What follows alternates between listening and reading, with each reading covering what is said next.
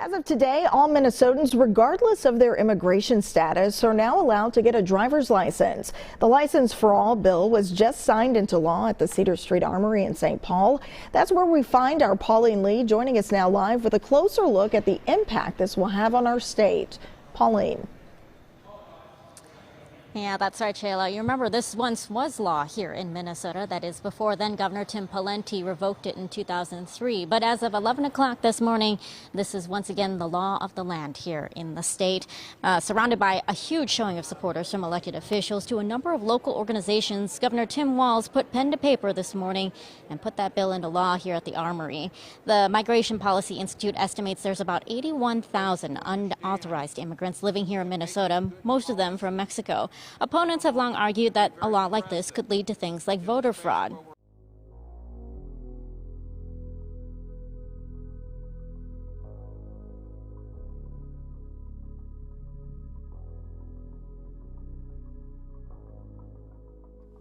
We give driver's licenses to anyone here. You don't have to be a citizen. You don't have to, which is a photo ID.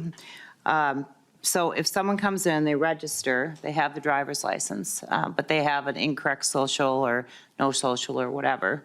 So then they become incomplete. But if they walk in to vote with their driver's license, does that make them all of a sudden now okay? Mr. Linell.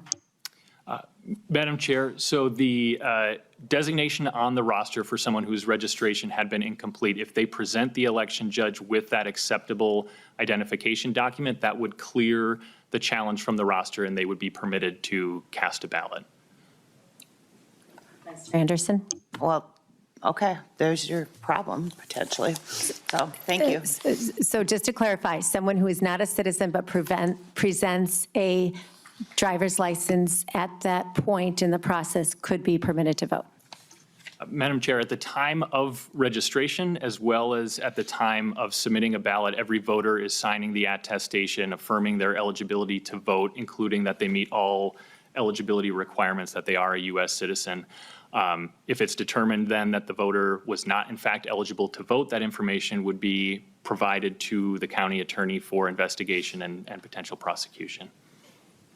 Vice Chair Anderson. Madam Chair, but if they sign and they say they're eligible to vote and they walk in with the driver's license, even though they're not, because we give driver's licenses to anyone in the state, they can vote if they sign that they're eligible. Mr. Linell. Madam Chair, again, in this scenario where we're talking about a record that has been flagged for the CID requirement, that is the requirement that they must clear under federal law in order to be allowed to vote. It doesn't contemplate a hypothetical where someone is not otherwise eligible to vote. It's to affirm their identity as the voter. It's that they are who they say they are, that it's a match against, again, one of the databases. Ideally, that's done through the number matching with the DPS database or with the Social Security Administration.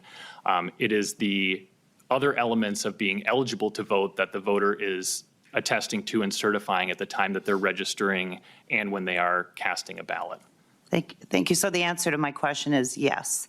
Under that scenario, someone could, they get their driver's license, again, because we give them to anybody here. They register to vote. It doesn't match with the Social Security number, so they're flagged, but they come in as long as they have an ID, which is that driver's license, and they sign that they're, eligible to vote, they can vote. And they're then no longer flagged. They're on the system. Is that correct? Mr. Linell. Madam Chair, if I could add the, and maybe stepping back from those that are flagged as CID on the roster, for anyone that's presenting documentation to register to vote, that is affirmation of their identity. The driver's license has not been used as proof of citizenship for the purposes of registering to vote. It's affirming that they are who they say they are. So right.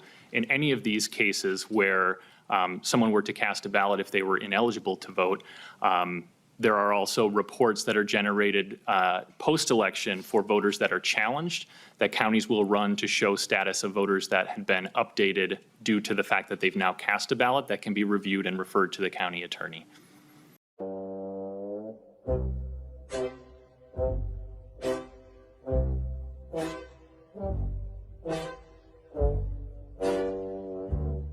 Opponents have long argued that a law like this could lead to things like voter fraud. If they present the election judge with that acceptable identification document, that would clear the challenge from the roster and they would be permitted to cast a ballot.